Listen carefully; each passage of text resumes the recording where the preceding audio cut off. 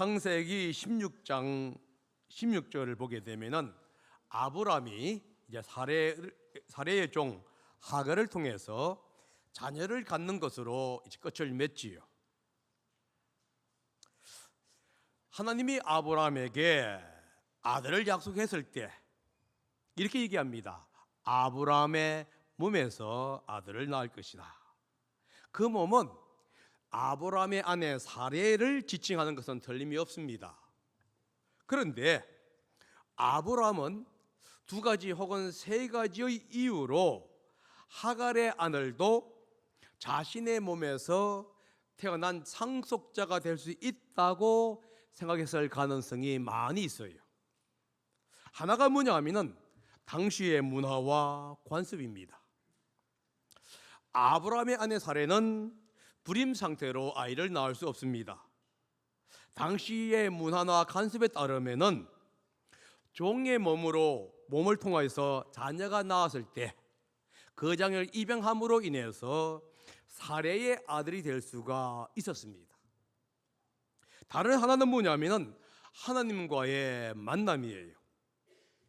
사라는 고난 가운데 울부짖는 하나님을 경험하지를 못했어요. 그런데 하갈은 그 하나님을 경험합니다. 또 하나가 있다면 이스마엘이라는 이름이에요. 이스마엘이라는 이름이 뭐냐 하면 하나님은 고난 속에서 울부짖는 소리를 들으신다 라는 겁니다. 그래서 이 하갈의 자녀인 이스마엘이 아브라함의 상속자가 될 수 되는데 문제가 없다고 아브라함은 스스로가 아마 확신이나 생각을 했을 것입니다. 이 아브라함의 생각이 잘못되었다는 것을 오늘 읽은 이 본문 17장이 우리에게 말씀해 주고 있는 거예요. 오늘 본문은 언약의 재확정 할례, 언약의 재확정 할례의 식으로 구성이 되어 있습니다. 그러니까 A, B, A-B-로 하고 있어요. 맨 처음에는요 아브라함과의 언약을 얘기하고 그 다음에 할례에 대해서 지금 받으라고 지정을 해주고 있지요. 다음에 사레와의 언약을 다시 한 번 더 얘기한 후에 이제 할례를 행했다라고 얘기합니다.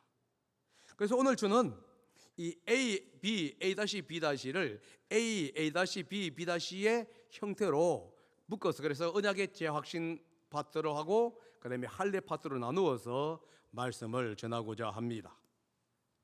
창세기 17장은 아브라함의 나이 99세 때 발생한 사건입니다. 창세기 16장과 17장 사이에는 약 13년이라고 하는 시간의 차이가 있습니다. 종 하갈을 통해서 아들 이스마엘을 낳았을 때에 아브라함의 나이가 86세였습니다. 이 14년이 지난 후에인 아브라함의 나이 99세 때 이제 하나님은 아브라함에게 나타나서 직접 말씀하고 있는데 하나님은 자신을 가리켜서 전능하신 하나님이다 라고 계시합니다. 이 전능하신 하나님이라는 의미가 뭐냐 하면 이 히브리어로 엘샤다이라고 하는 의미입니다. 여러분들 가끔씩 엘샤다이라고 얘기할 수 있을 거예요. 그러니까 이 성경에 보면 아니 엘샤다이라고 보면 나는 엘샤다이, 나는 전능하신 하나님이다. 이 용어가 창세기하고 욥기에 주로 나옵니다. 물론 나머지 부분에서도 가끔씩 나오지만 대부분 상당히 많은 숫자가 창세기하고 욥기에 나오는데요. 창세기에 의하면 엘사다이라는 의미가 뭐냐 하면은 자녀나 나라와에 대한 하나님의 약속과 관계에서 그러니까 엘사다이 하게 되면은 이 창세기는 주로 약속과 관계에 있고요. 다른 성경에 보게 되면 이 엘사다이가 하나님의 주권과 능력, 권능과 관계 있습니다. 그러니까 다른 성경은 이 약속보다도 오히려 하나님의 권능과 관련이 있어요. 그렇다고 한다면은 전능하신 하나님 엘샤다이라는 뜻은 무슨 뜻이냐면 하나님은 약속을 하시고 그 약속을 이루시는 능력의 하나님이다 하는 의미가 포함이 되어 있습니다. 약속을 하시고 그 약속을 이루시는 능력의 하나님 엘사다이가 지금 아브라함에게 나타나서 뭐라고 하시냐 하면은 나에게 순종하며 흠없이 살아라 라고 말씀하고 있다 하는 거예요. 지금 엘사다이 하나님이 아브라함에게 두 가지의 의무를 얘기하고 있습니다. 하나가 뭐냐 하면은 순종하는 것이고요, 다른 하나는 흠없이 사는 거예요. 순종하고 흠없이 사는 것은 사실 밀접하게 연결이 되어 있다는 사실을 기억하셔야 돼요. 먼저 흠없이 살려면요 어떻게 해야 하냐? 순종해야 돼요. 주님의 말씀에 아무 주저 없이 순종하고 헌신하게 되면은 완전하고 흠이 없이 살 수 있다 하는 겁니다. 그래서 성경이 뭐라고 있다고요? 나에게 순종하며 흠없이 살아.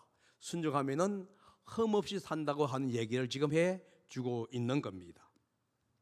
이 두 가지 의무를 말씀하시면서 하나님은 아브라함에게 언약을 세우시는데, 이제 이 언약을 세우시면서 이렇게 합니다. 아브라함에서 아브라함으로 이름을 바꾸어 주셔요. 아브라함은 뭐냐면 높은 존귀한 아버지라는 뜻이고요, 아브라함은 뭐냐 하면은 많은 사람의 아버지라는 뜻이에요. 그러니까 아버지 때라는 아들이 존귀한 부모가 되기를 바랬습니다. 그러나 하나님은 존귀한 하나님 아버지뿐만 아니라 이름을 셀 수 없이 많은 민족의 아버지가 되기를 바랬다 하는 거예요. 이 아브라함을 통해서 많은 민족이 나오고 왕들도 나오게 됩니다. 이 약속은요 생물학적인 후손과 영적인 후손을 포함시킨다는 사실을 기억해야 합니다. 생물학적인 후손이라고 한다면은 이삭을 포함할 수 있고 이삭의 후손을 얘기하겠지요. 뿐만 아니라 사라가 죽은 후에 이제 아브라함은 그두라를 자기 아내로 맞이합니다. 그래서 그두라를 통해서 많은 자녀가 출생을 하는데 그 자녀까지도 포함이 돼요. 여러분 이렇게 생각할 수 있습니다. 그러면 하갈은 왜 안 됩니까? 하갈은 정실 부인이 될 수가 없어요. 뭔지 알겠죠? 그래서 하갈은 첩으로 있는 것이지요. 그래서 하갈을 통해서 낳은 이스마엘도, 그리고 그의 후손도 아브라함의 후손은 될 수가 있습니다. 뿐만 아니라 이삭을 통해서 나온 장자 에서라든가 야곱, 이 모든 사람도 다 아브라함의 생물학적인 후손이 될 수가 있겠지요. 뿐만 아니라 영적인 아들도 있습니다. 사도 바울은 로마서에서 아브라함이 지닌 믿음을 가진 모든 사람들을 가르쳐서 이제 아브라함의 후손이다라고 말씀하고 있어요. 로마서 4장 16절입니다. 한번 다 같이 읽어봅니다. 시작. 이런 까닭에 이 약속은 믿음에 근거한 것입니다. 그것은 하나님께서 아브라함에게 이 약속을 은혜로 주셨어. 이것을 그의 모든 후손에게도 곧 율법으로 사는 사람에게 뿐만 아니라 아브라함이 지닌 믿음으로 사는 사람에게도 보장하시려는 것입니다. 아브라함은 우리 모두의 조상입니다. 바울에 의하면 이런 얘기한 겁니다. 생물학적인 후손뿐만이 아니라 아브라함이 가진 믿음을 가진 이방 사람들도 다 아브라함의 후손이다. 그러면은 하나님께서 아브라함에게 너에게 많은 민족이 나오고 왕들이 나올 것이다 한 것은 뭐냐면 육신적인 어떤 후손뿐만 아니라 영적인 후손까지 다 포함한다는 것을 우리에게 얘기해요. 그런데 하나님께서 이 약속을, 아브라함과 맺은 언약을 아브라함 당대에게만 적용하지는 않았습니다. 오히려 후손에게도 함께 하는데요. 그래서 17장은 뭘 하고 있냐 하면은 아브라함과 맺은 이 하나님의 언약을 가리켜서 영원한 언약이라고 부르는 거예요. 이 영원한 언약 속에서는 단순히 사람의 숫자뿐만 아니라 땅도 포함이 되어 있는데요. 8절이 그 사실을 얘기합니다. 읽어봅니다. 시작. 내가 지금 나그네로 사는 이 가나안 땅을 너와 내 뒤에 오는 자손에게 영원한 소유로 모두 주고 나는 그들의 하나님이 될 것이다 라고 하면서 이제 사람뿐만이 아니라 거기에 따른 땅도 함께 약속을 해줍니다. 그런데 여러분 기억해야 하는 것이 있습니다. 중요한 포인트가 뭐냐 하면은 이 영원한 언약의 주체가 누구냐 하는 거예요.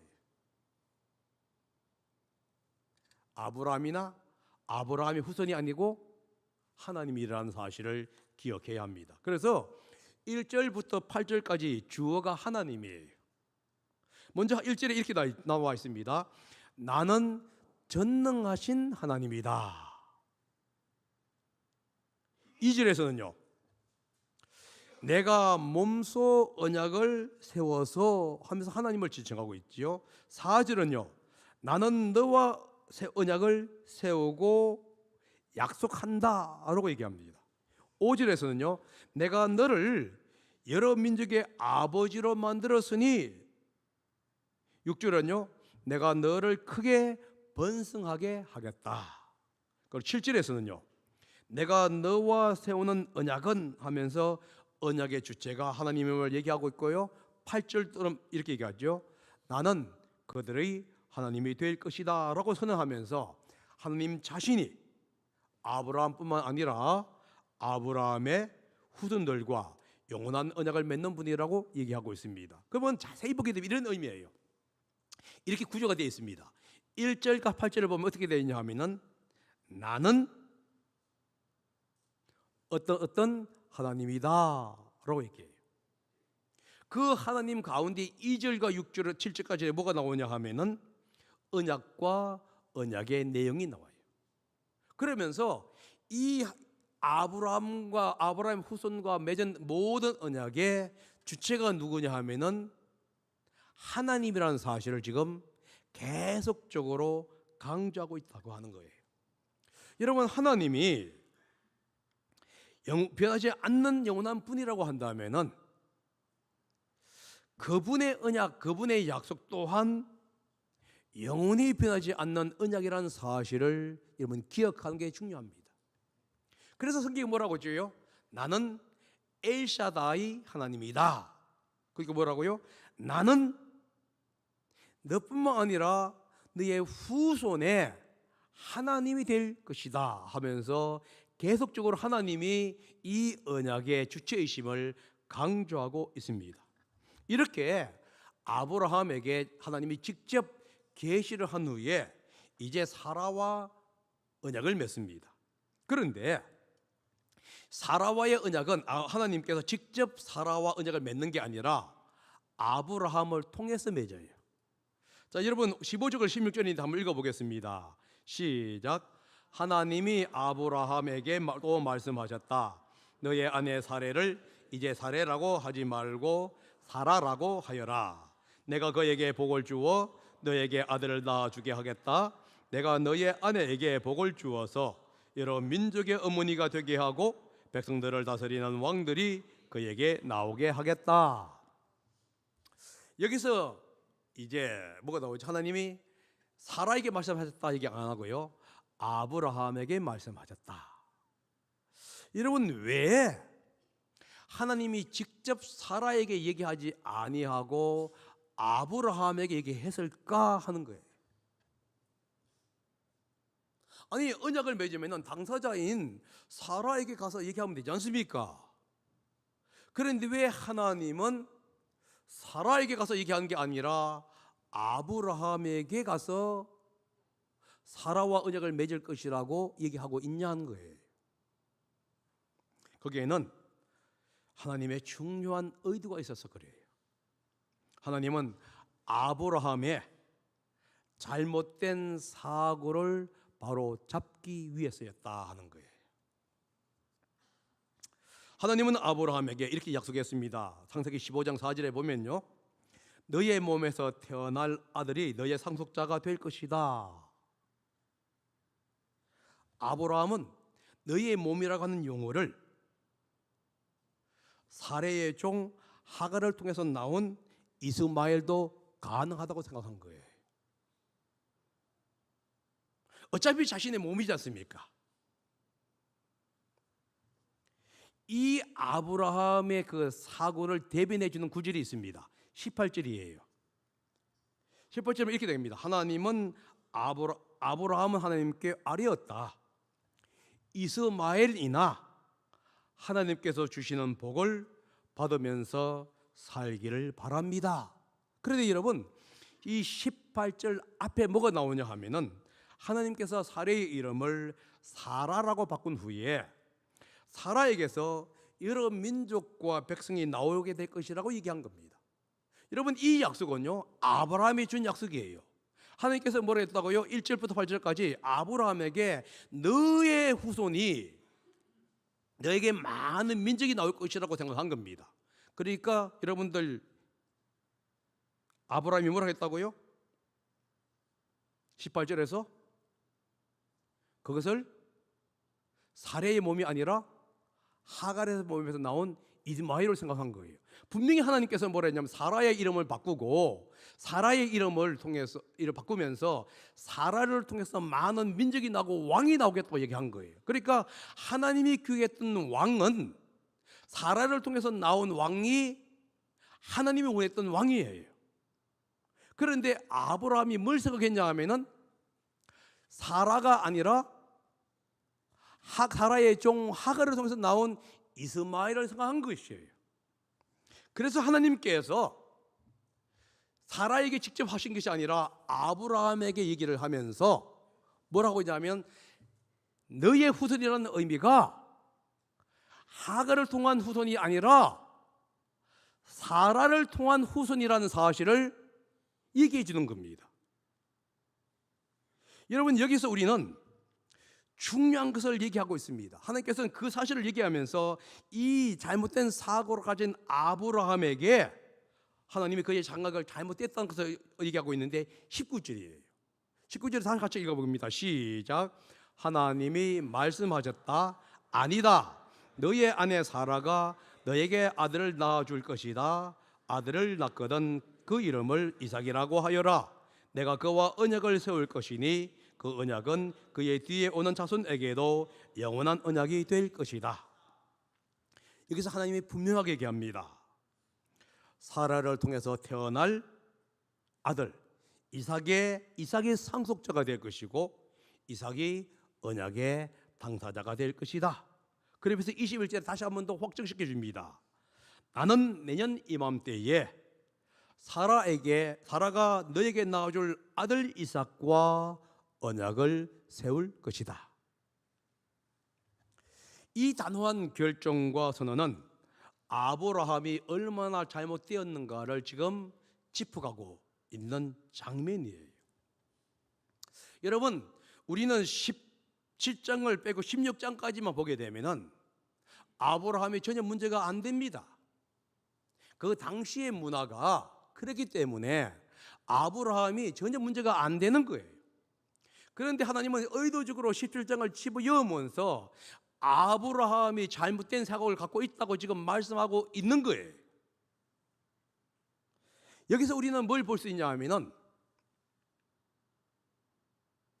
17장이 없었다고 한다면은요, 아브라함이 자신이 마음대로 해석하고 결정한 것이 문제가 없다는 것을 우리는 알 수 있다는 거예요. 그런데 17장을 통해서 하나님은 사례와 함께 나눴던 그 모든 인간적인 계획이 잘못된 것임을 지금 지적할 뿐만 아니라 그것을 지금 바꾸고 있는 거예요. 여기서 우리는 인간은요, 하나님의 뜻을 자의적으로 해석할 수 있다는 것을 지금 알 수가 있다 하는 겁니다. 하나님을 믿는 백성들도 하나님의 뜻을 자의적으로 해석할 수가 있어요. 자신의 환경에 따라서, 자신의 유익, 유무에 따라서 하나님의 뜻을 해석하곤 하지요. 우리는 기도할 때 이렇게 합니다. 하나님, 나의 계획대로, 내가 기도한 대로 이루어 주십시오. 맞죠? 우리는 그렇게 기도합니다. 그런데 그 기도대로 안 이루어졌을 때 여러분 속상하지요. 주님, 내가 이렇게 하기를 이렇게 하는 이 올해 안으로 이렇게 이루어 주십시오. 그런데 하나님이 저렇게 이루어지게 되면요, 여러분과 제가 뭐라고 생각하냐면은 하나님이 내 기도를 응답하지 않았다라고 얘기해요. 물론 시간이 지난 후에 우리가 이렇게 할 수 있습니다. 그것이 하나님의 은혜였습니다. 고백은 할 것이지요. 그러나 그 당시 우리는 뭐냐면 우리의 기도나 우리의 방법대로 이루어지지 않았을 때에 우리는 하나님을 원망할 때도 있다 하는 겁니다. 지금 하나님이 그걸 얘기하려고 17장을 집어한 거예요. 16장에 의하면 아브라함은 자신의 생각과 방법대로 살았습니다. 그래서 사례가 제안했던 사가랴의 종 하갈을 통해서 이스마엘을 낳은 거예요. 그런데 그것은 뭐라고 했죠? 그 당시의 문화나 법으로서는 전혀 문제가 되지 않고 이스마엘이 정식적으로 아브라함의 상속자가 될 수가 있었어요.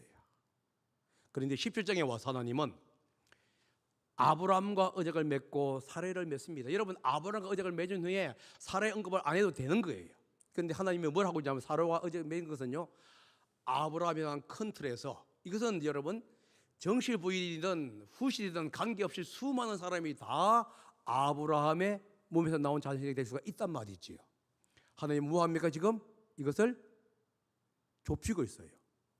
아브라함의 모든 아내가 아니라 오직 사라가 낳은 아들 한 사람이에요. 하나님이 지금 탁 좁히면서 이것이 바로 하나님의 뜻이라는 것을 지금 강하게 얘기해 주고 있다 하는 겁니다. 그래서 창세기 17장이 왜 중요하냐 하면은 아브라함의 인생뿐만 아니라 우리의 인생 속에서도 우리가 잘못된 판단을 내릴 수 있고 잘못된 생각을 할 수 있습니다. 그러나 17장에 가서 아브라함의 판단이 잘못된 것처럼 하나님은 때때로 어떤 환경 속에서 우리에게 우리의 생각과 판단이 잘못됐다는 것을 그때 가서 알게 해줄 때가 있어요. 그렇게 이렇게 할 수 있습니다. 하나님 왜 처음부터 그렇게 하지 않았을까? 여러분, 처음부터 그렇게 했다면 과연 우리가 하나님의 말씀을 들었을까요? 16장에서 아브라함이 사례가 아브라함에게 얘기를 했을 때에 성경 어디에서도 아브라함이나 사례가 기도했다고 한 내용이 없단 말이죠. 만약에 그들이 기도했다면 하나님께서 어떤 대답을 했겠지요? 마찬가지입니다. 왜 하나님이 그렇게 얘기 안 했습니까? 하나님이 이렇게 얘기할 수 있습니다. 너가 언제 나에게 물어보았느냐? 혹은 너가 나의 말에 응답할 만한 준비가 되어 있었느냐? 여러분, 때때로요, 우리 자녀들이 자기가 결정하게 되게 되면은 부모가 아무리 얘기해도 안 들어요.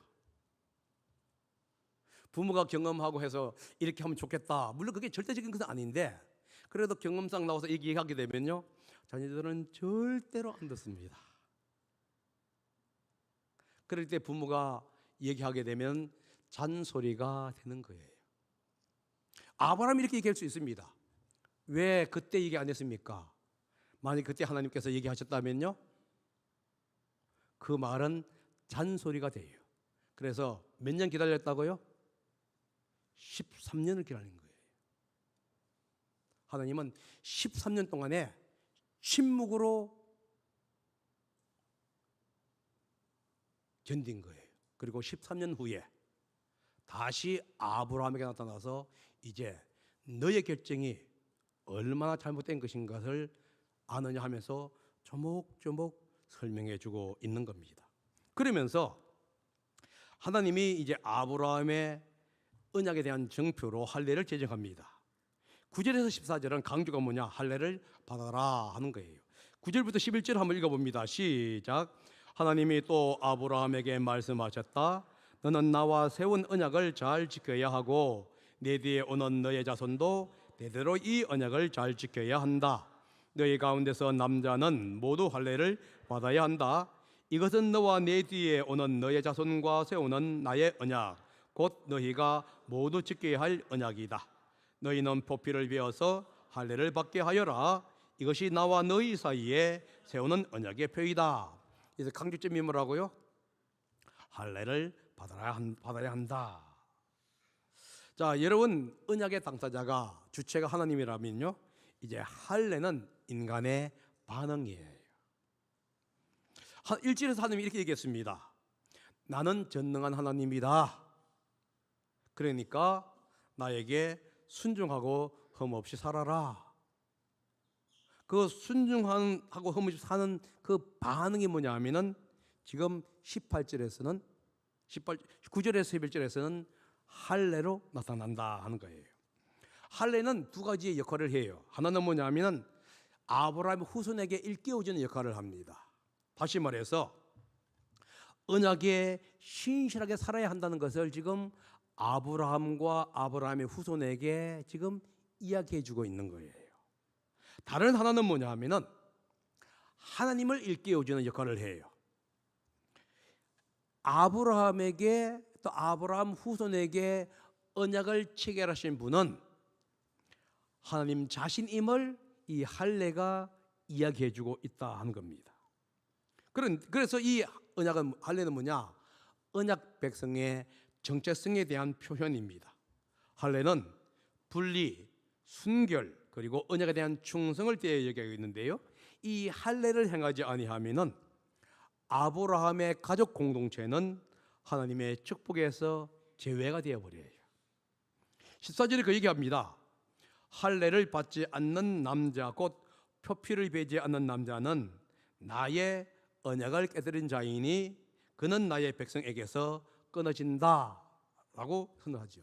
끊어진다는 얘기가 죽는다는 의미도 있고 또는 뭐냐면 하나님의 모든 축복에서 제외가 된다라는 겁니다. 그러므로 하나님의 축복을 받기 위해서는 하나님의 백성들은요 할례를 받아야 한다 하는 것이 구약의 명시입니다. 그런데 여기서 우리는 할례의 의미를 생각해 보아야 합니다. 할례는 반드시 믿음과 순종이 함께 연결되어야 한다 하는 거예요. 믿음과 순종이 없는 할례는 공허한 의식에 불과하다는 사실을 기억하셔야 돼요. 신명기 30장 6절에 이렇게 얘기하고 있습니다. 주 당신들의 하나님이 당신들의 마음과 당신들 자손의 마음에 할례를 베푸셔서 순종하는 마음을 주실 것입니다. 그리하여 당신들이 마음을 다하고 정성을 다하여 주 당신들의 하나님을 사랑하며 살 수 있게 하실 것입니다. 여기서 자세히 보게 되면요, 당신들이 마음을 다하고 정성을 다하여 주 당신의 하나님을 사랑하며 살 수 있게 할 수 있는 길이 뭐냐 하면은 마음의 할례라는 거예요. 마음의 할례, 다시 말해서 하나님에 대한 믿음과 순종의 마음인 이 마음의 할례가 있을 때 비로소 마음과 정성을 다해서 하나님을 사랑하고 섬길 수 있다고 얘기해 주고 있는 겁니다. 그러므로 참된 할례라는 게 뭐냐? 마음과 정성을 다하여 하나님을 사랑하고 순종하는 할례를 가르쳐서 마음의 할례를 가르쳐서 참된 할례. 그래서 이 순종하는 마음이 없는 이 몸의 할례는 공허한 의식과 같다 하는 겁니다. 우리 교회는 금요일 날 목장 모임을 하게 되면요, 보통 식사 준비는 누가 하냐면 여자분들이 합니다. 물론 남자분이 한 분도 있어요. 그걸 한 게 대부분이 여자분들이 합니다. 설거지는 누가 하지요? 대부분이 이제 남자분들이 하도록 하는 것이 우리 교회의 불문율이에요. 그런데 그 이유에 대해서 모르는 분들이 되게 많아요. 왜 그렇게 했는지를 모르고 식사 준비는 여자, 설거지는 남자, 요것만 알고 있는데 그 이유에 대해서 여러분들 알아야 합니다. 여자분들이 식사 준비하다 보니까 식사를 누가부터 하죠? 남자들이부터 먼저 하게 됩니다. 그러면 식사를 빨리 남자들이 끝내버려요. 그래서 남자들이 설거지를 함으로 인해서 여자분들에게 식사를 할 수 있는 여유를 주는 것이고요. 그리고 여자분들에게 수고했으니까 잠시 쉴 수 있는 쉼의 시간을 주는 겁니다. 뿐만 아니라 식사 후에 이제 과일이라든가 다과를 준비할 수 있는 여유를 주기 위해서 남자분들이 설거지를 하는 거예요. 그런데 그런 어떤 정신은 사라지고 무조건 식사 준비는 여자, 설거지는 남자라고 한다면 그 의미나 정신은 사라지고 형식만 남게 되겠지요. 여러분, 식사 준비와 설거지를 분담하는 이유는 남자와 여자가 서로 섬김을 통해서 배우도록 하는 것이 목적입니다. 이 정신이 없이, 사고가 없이 단순히 식사 준비와 설거지를 하는 것은 본질을 잊어버리는 것이 되어 버리는 거예요. 할례가 마찬가지예요. 온전한 순종이 없는 육체적인 할례는 공허한 의식만 남아요. 그렇게 하지 않는 사람은 사람들이 판단하면서 정죄해 버립니다. 초대교회가 그랬잖아요. 유대인들이 그랬단 말이에요. 여러분, 한국의 제사 제도도 마찬가지일 거예요. 맨 처음에 제사 제도가 무엇 때문에 생겼는지 모르겠지만은 아마 이런 의미도 있지 않았을까요? 부모님들에게 살아있을 때 좀 더 섬기지 못했는 그 안타까운 마음 때문에 혹시 죽은 후에도 내가 따뜻한 밥 한 그릇 좀 섬기고 싶다는 마음으로 시작했을 가능성도 있습니다. 그런데 그 정신이 사라져 버렸어요. 그래서 유교 문화만 뭐지 아세요? 정신은 사라지고 의식만 남아요. 그래서 왼쪽은 뭐가 넣고 가운데는 뭐가 넣고 뭐가 넣고 뭐가 얘기하는 거예요. 여러분, 아버지가 술을 안 먹었는데 왜 술을 대접해요? 아버지가 고기를 안 먹었는데 왜 고기를 대접해요? 여러분, 아버지가 좋아하는 것을 해줘야만이 그 정신이 아닌가요? 아버지 와서 먹는다면? 그런데 그것은 사라지고요, 인간의 의식, 자기를 드러내는 것만 사라진 것, 이게 바로 제사입니다. 지금 제가 제사가 맞고 안 맞고 옳고 그런 것을 얘기하려고 한 게 아니에요. 제사뿐만 아니라 우리의 삶도 마찬가지가 아닌가 생각해 보아야 하는 거예요. 지금 제가 의식이 중요하지 않다는 얘기하는 게 아닙니다. 왜 그 의식을 해야 하는가, 그 의식에 대한 본질적인 것이 무엇인가 하는 거예요. 할례가 그 얘기예요. 왜 할례를 해야만 하냐는 거예요. 그 정신이 사라지고 할례만 행하는 것, 이것이 상당히 문제라는 것입니다. 여러분, 또한 할례는요, 하나님의 은혜가 사회적인 범죄를 벗어나고 있다는 것을 얘기해 주고 있습니다. 12절과 13절입니다. 한번 읽어봅니다. 시작. 대대로 너희 가운데서 남자는 모두 난지 8해 만에 할례를 받아야 한다. 너희 집에서 태어난 종들과 너희가 외국인에게 돈을 주고서 사온 종도, 비록 너희의 자손은 아니라 해도 마찬가지로 할례를 받아야 한다. 집에서 태어난 종과 외국인에게서 돈을 주고 사온 종도 할례를 받아야 한다. 그렇게 하여야만 나의 언약이 너희 몸에 영원한 언약으로 새겨질 것이다. 여기서 할례는 유대인에게만 주어진 규범이 아니죠. 보통 유대인을 하게 되면요, 이삭의 후손을 가리켜서 유대인이라고 얘기합니다. 그렇죠? 그런데 오늘 본문은요, 아브라함의 모든 후손이에요. 다시 말해서 아브라함의 모든 공동체입니다. 그 속에는 종일 수도 있고 돈으로 사온 외국인의 종일 수도 있습니다. 그런데 많은 유대인들이 뭘 생각하고 있죠? 할례하게 되면 유대인의 표시라고 얘기합니다. 그런데 창세기에 의하면 할례는요, 유대인의 표시가 아니라 하나님의 백성의 표시예요.